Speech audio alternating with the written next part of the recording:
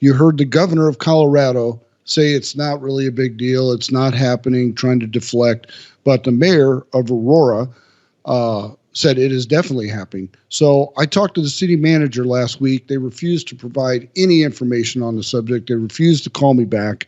But the city manager has changed the directive to the police department. I don't know why the mayor is not more involved in this. If they would return a phone call or come on the show, we'd love to have them, but they just don't have the balls to do so. They're trying to keep it from the public. But they've changed their protocol and how they respond to the call. So there's obvious something going on there with these Venezuelan gangs. And the protocol is not changed for the better. The protocol is limited response, overwhelming response, SWAT on standby. If the problem is that bad, how did it get that bad? Why did they let it get to this point? Why did they let it fester to this point?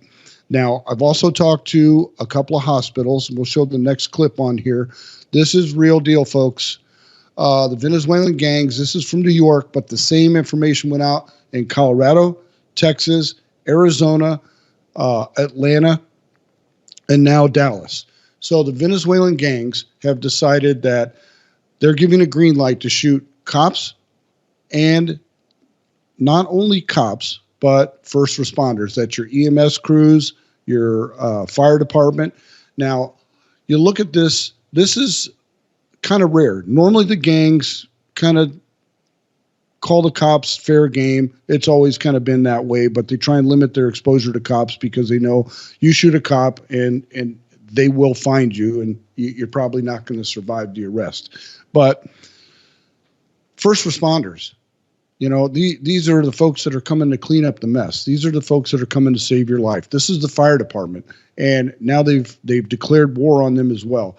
We've got stories from Colorado, right outside of Denver, where an ambulance crew was attacked. The vehicle was shot up. The ambulance crew fled on foot. 2 police cars were damaged. This has not made the news.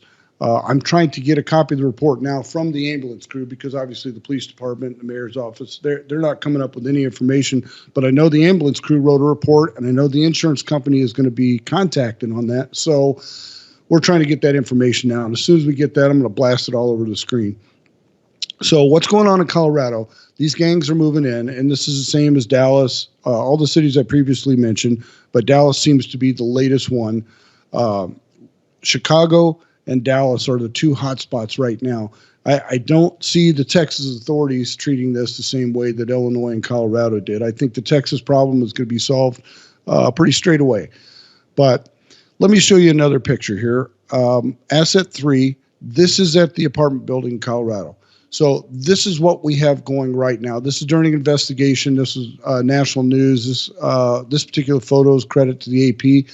But this is the United States of America, folks. This is the United States of America under Harris, Biden, the entire Democrat gang.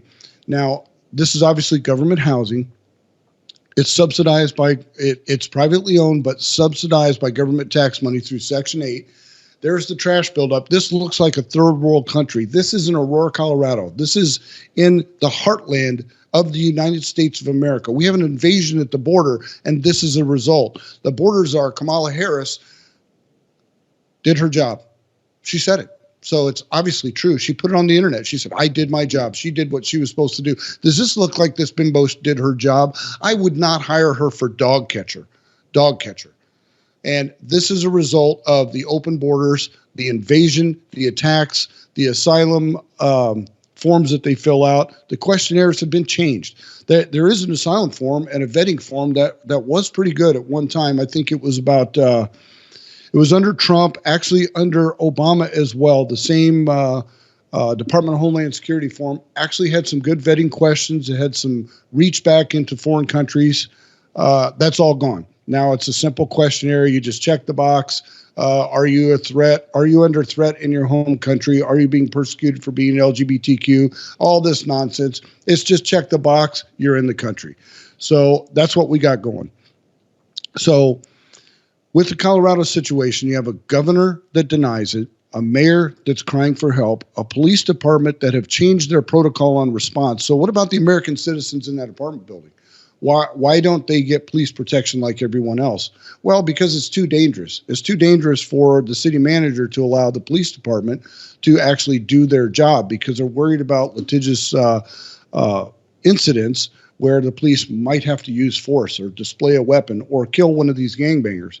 This is what's on their mind. It's not protection of the citizen. It's not the Constitution. It's not the rule of law. It's keeping the city from getting sued because the police have to do their job because they were feckless in their job to begin with because their hands are tied. All they can do is watch. We saw this coming. We talked about this. I believe it was 3 weeks ago now. We had a little teaser on this, but now that we got more information, we actually see it happening in real time where citizens are evicted, other citizens are kept at the apartment building. Their rents are being collected by the Venezuelan gangs. We have drugs, prostitution, other crime moving in there.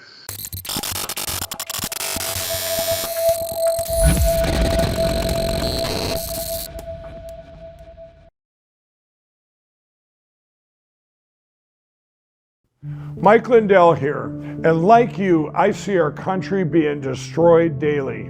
We face massive economic issues, and I can tell you from firsthand experience, there are people in power who threaten the values that have made our country great.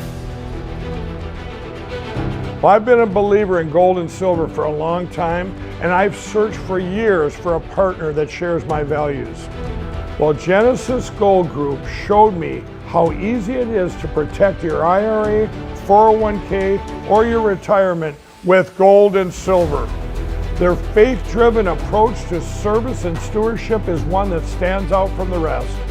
To get your free definitive gold guide and get started learning more about investing in gold and protecting your retirement from uncertain times, visit treasureandtrust.com now. Fill out the basic contact form and a member of the team will be in touch. Again, that's treasureandtrust.com or call 855-625-7760.